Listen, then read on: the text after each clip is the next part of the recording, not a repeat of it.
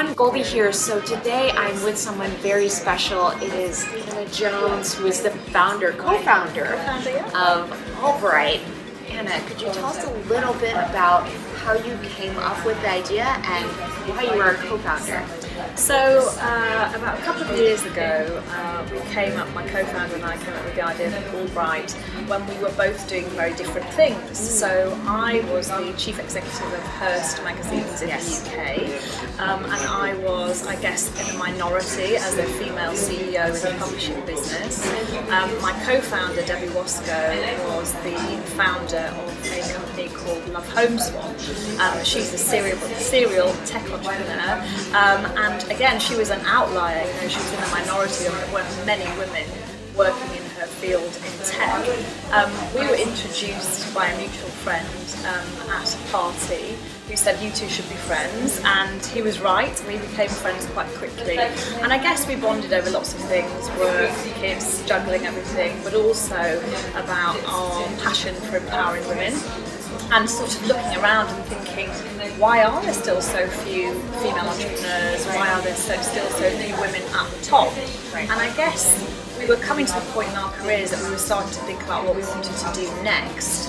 And the more we talked about it, and the more we sort of dug into the data, because we're both quite sort of data-driven people, the more we thought there was a huge opportunity.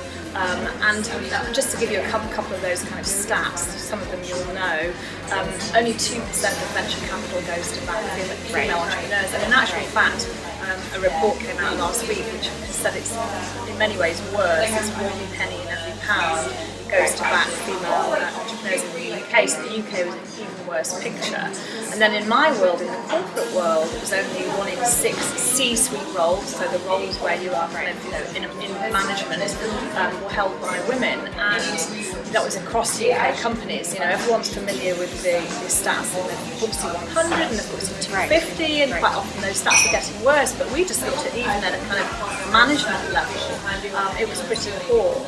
And yet we knew so many amazing entrepreneurs, want to be entrepreneurs, we knew so many amazing executives and women who were just starting out or scaling the ladder in their career, but they didn't feel like they had the opportunities, they didn't feel like they had the network, they didn't really feel like they had a community to work with to achieve their career ambitions. So I love that you use that word community, because that's definitely what you're building here. Absolutely, absolutely. We just thought it was a huge opportunity, and you know, for me to go from sort of a corner office and also doing a job that I loved and working on incredible brands that I loved and having a deeply impressive career, everyone. Well, you know, it was a really, really interesting career and a job that I loved, and working with those incredible people, but I just had this entrepreneurial itch that I wanted to scratch myself, I guess. And so we embarked on Project Allbright,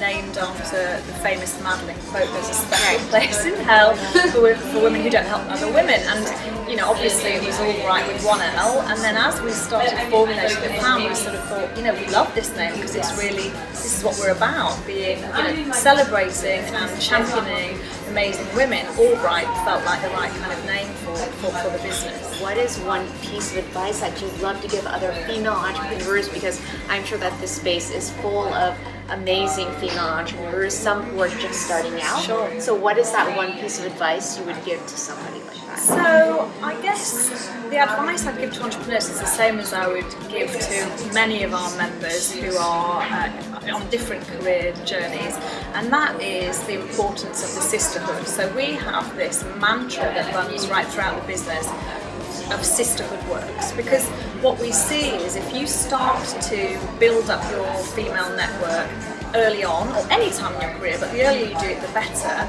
the more likely you are to fulfill your career ambitions, because you've got people who've got your back, you've got people you can be inspired by, you've got people who you can share you know, challenges and opportunities with, and that's what we see every day in our spaces, that people are coming together, meeting people they wouldn't normally meet, which is super important, and something quite frankly that men have been doing for centuries.